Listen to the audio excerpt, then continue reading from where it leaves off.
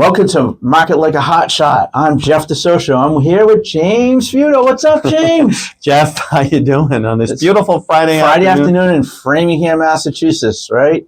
It's kind of windy out there today. I hope my hair's not messy here from blowing in the wind there. It's a little out of place, so I apologize about that today. So you look great, especially for the people on Spotify. They won't be able to see me, right? So episode 2. How about that? We made it to the second one here. Yeah. So we're going to talk about, kind of expand on how to market yourself like a hot shot. So we're going to tell you a great story to start us off. Yeah. In the music world a little bit. And then we're going to kind of go through like a few different scenarios of, types of businesses. As a recruiter, I want to talk a little bit about the job situation, how to stand out there as a company, as a candidate. Right. But let's start with that story. Yeah. It was a Friday night in April in Burlington, Kings in Burlington, Mass. Right. What was up at that night? Huh? So to give you a little bit of background, Jeff and I are both musicians. We both play guitar. We both love heavy metal. Yes. And we both love karaoke. So we've done karaoke several times over the last couple of years, and we have a lot of fun with it. So we were up at Kings, right? And do you remember how we were like the 5th or 6th act, or maybe we're like the 8th act? It doesn't matter. But we had a whole bunch of people that went before us. Yeah. And do you remember those people that went before us, what they did, how they sounded, right? Yeah, they were like, they were really good. They were. I was like, where's Simon Cowell? Is he around here? I know. It's like, there's some really good, but they were picking these songs like, all right, Bruno Mars, great musician. I love Bruno Mars, but Celine Dion, not a big fan, but hey, very talented. And then you had like Barry Manilow, all these different songs, Neil Diamond. And then what did we pick? So, Jeff just randomly is like, I don't know if maybe you were thinking of Stranger Things, but Jeff's like, oh, let's do Master of Puppets. And I'm like, why not? Metallica. Woo! And, if you're not familiar with Master of Puppets, I think you can watch probably the most recent episode or the last season of Stranger Things. But the song is 8.5 minutes long, we learned. And I'd say maybe 3 minutes of it is us actually. Yeah. It's all mostly guitar. I think that's why we both love it. I'm a heavy metal guitarist. I love playing that. And I think we were like headbanging and air guitaring most of the time. Now, how would you picture this, right? At a suburban club on a Friday night, you have 2 over 50-year-olds banging their heads, screaming "Master, Master." So what do you think? After all that, what was kind of the feedback? What did you get back for that? Well, what was interesting is that we were with a group of about 12 of us, maybe, let's say, and I thought one person in particular said it very gently, where he's like, that was incredible. And he's like, while, you guys are good singers, which I thought was a huge compliment. Because how many beers did he have? I had none. I don't. No, I mean, he have. Yeah, I mean, like how many? And he's like, but you know what? He's like, you guys entertained everybody up there. And it was funny because after we got done singing, I was walking back after I put the mic back to the DJ, and 2 women stopped me, and one of them was like, oh, my husband just went to Metallica. And the other one was telling me about all this stuff, and it's like I had a conversation with them. And I think if you and I tried to go up there and maybe picked a song that was, very mellow, and we did Air Supply. Yeah, if we did Air Supply, we would have. Yeah, we would have put people to sleep. Put people to sleep. Sorry, Air Supply. I didn't mean that. But the point is that we were different. Everyone else is doing like these. They're good songs, and it's great if you're trying out for American Idol. Everybody there, besides us, probably could be on American Idol, The Voice, whatever those TV shows are. You and I, we still need some work, I think, with our vocals. But the point is that we stood out because we were different, and we were different in kind of a cool way. And that's something that we run into. I think you've mentioned this a few times, is that when we look at the way people market themselves, they just do the same thing that everyone else is doing. They sign up to some coach, and the coach tells them, do this, do this, do this, and this. And everybody kind of follows that formula. Thing, and you see the same thing, right? We were talking about this on LinkedIn the other day, right? Yeah. I mean, and it's kind of a little bit viral on LinkedIn these days that you're seeing a lot of AI-like posts with the emojis and all that, and a lot of people are doing these same things. Right. I mean, when we coach people on LinkedIn, and the old saying is make sure you like, comment, repost, share. Exactly. everyone's doing that. Right. If everyone does that, then how do they stand out? Right. The same thing applies. Like, let's talk about small business, and we'll get into some other areas like music and the job hunt stuff, and food. We got to talk about food. That's another one too. So, but like you work with small businesses with your company, James. Right. Like, how do you make a small business stand out, or how do you coach them to stand out? Right, because again, it's like they'll come to us and they say, this coach said I should do this, follow this pattern, and I'm like, well, everybody's using that same pattern. What makes you different? What's your story? Who are you? Who?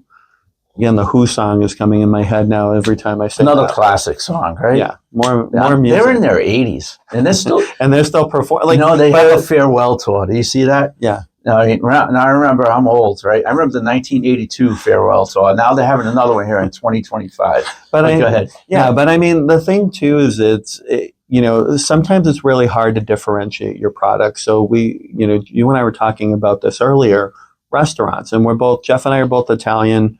I love pizza. It's my favorite food. And, let's say you're a pizza place, right? As a small business, like I judge my pizza restaurants by their cheese pizza.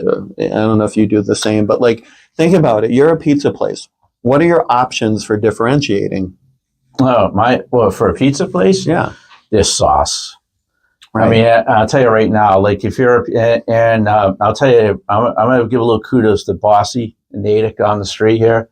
Me and Heather went there Saturday night for some pizza and pickleball, right? Mm-hmm. Man, that was a good pizza. Yeah. You know what it is? It was good sauce. It was not like rough. It was not like, it was good. And now I remember it. And right. I'm Italian. I'm from Rhode Island. Lots of great pizza in Rhode Island. Exactly. And that stood out.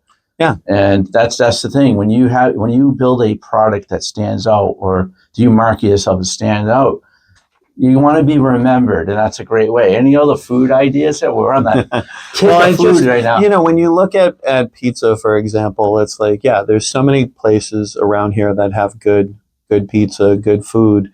And, that's something sometimes that people can replicate. It's, when you're making pizza, they can get the same oven you're using. They can buy the same dough or find, they can probably figure out your sauce recipe, because it's like, I look at Regina's, I look at Sally's a Pizza up in Woburn. There's pizzas like, sauce is easy to recreate if you have a taste for it, you can figure it out. Cheese, I mean, nobody makes their own mozzarella. So, it's just figuring out where they're getting the supply from. But, crafting a good pizza is not, terribly, terribly difficult to do. But, the way you present it, and there's more to it with, a restaurant. Like when you go in, it's your atmosphere. And it kind of goes back to, I always use Disney as an example. Disney, it's like you take that versus Six Flags out here in Agawam. You walk around Disney, everything is themed. The benches, and the same thing with Universal Studios. It's the same thing. But you go to some of these local, smaller amusement parks, and they don't have that atmosphere there. You walk in, you go from ride to ride. Disney, Universal, you have music always playing in the background. So they set the atmosphere. So they stand out, right? That's what helps them stand out. Stands out. And, granted, Disney and Universal are, multi-billion-dollar companies, but you can still do that at the small business level. It's amazing the tools. Like you could be a small business that makes, $100 a year or $100 million. Yeah. You all have access to the same tools. You have access to tools. And that's one of the things that we do when we work with our clients is we're like, what's your story? What makes you different? And we promote that because they're not just another restaurant or another health and wellness coach or another IT company. With us, we always say we're more than just a web design company, right? Yeah. And the same thing, like if you're a financial advisor, right? Like there's a lot, or a real estate agent, what makes you different? And a lot of times, you ask, go to any networking event, yours. Yeah. How many times do we go to your events and there's 5 real estate agents there? And 20 financial advisors. Exactly. And it's like, have you ever asked them, how do you differentiate I yourself? ask that question all the time. Whenever I meet somebody, I'll be like, okay, that's good. You do that. All right. What makes you different? Why would I want to work with you? Exactly. And then if they say the cliche canned, approach, I'm like, no. Yeah, it has to be a little bit different than that. And And the thing is, you have to also, that's why it's all about relationship building in those businesses. And that's why I talk to like financial advisors. Like my financial advisor knew me for 3 years before I did any business with them. Yeah. Right. He's a great guy, and all that. He's done very well, doing well for me. But, but he was different. He had what I liked about him was he knew Jeff, and he talked about Jeff. He stood out. Right. So that's a little tip for if you're in those businesses is, get to know your clients very well, just like a restaurant or anything. It's kind of almost full circle there. That how do you stand out? How are you remembered? Exactly. And that's how you mark yourself like a hotshot.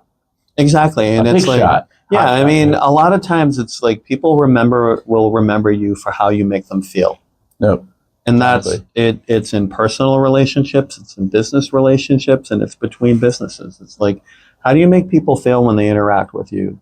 One of the things that we had talked about is we've had a ton of people applying for our summer internships. Yeah, I heard it. People want to work at JBF Solutions. It's funny. Why is that? Huh? And, word of mouth, like, we've had we have at least one intern this summer that was referred from another intern.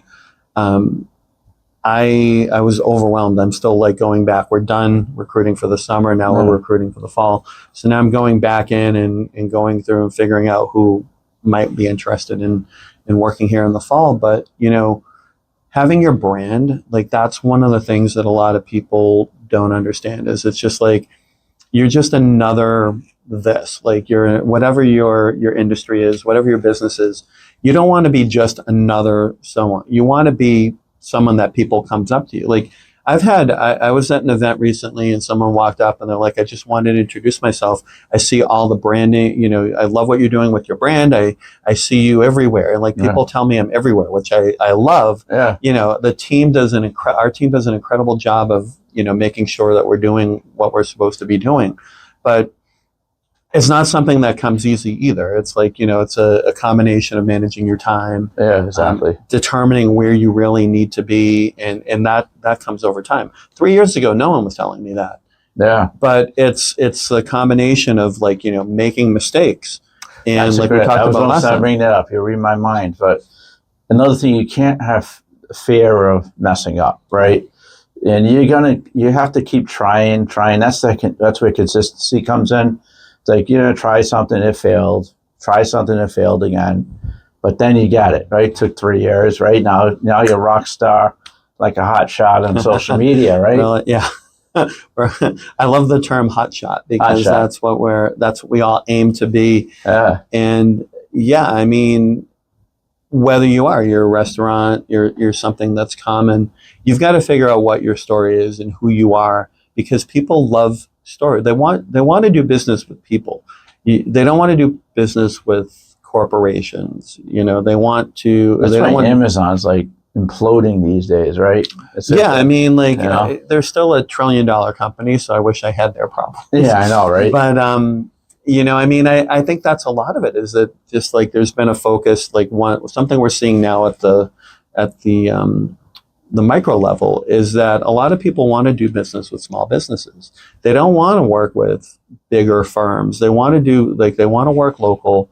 So there's a lot of that coming out there. So like that's part of your story. But what I found is that, and you can tell me how you feel like in recruiting because you see this all the time. Yeah. But what I see a lot of times is it's just like people will come up, they're like, they'll recommend somebody. They're like, they're a good person. They have a great story. They're passionate. Like we talked about last time, they're passionate about what they're doing.